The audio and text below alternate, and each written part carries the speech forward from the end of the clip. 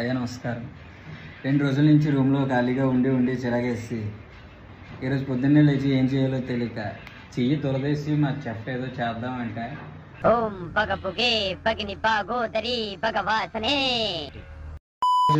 ఖాళీగా ఏముంటాం, జూడియోలో ఏదో సేల్ ఉందంటే అలా జూడియోకి వెళ్ళి అవును డబ్బులు కూడా అవగొట్టేద్దాం అని చెప్పేసి జూడియోలో సేల్ అన్నారు. ఇక్కడికి వచ్చి చూస్తే ఇది ఒకటి తప్ప ఏదే నచ్చలేదు.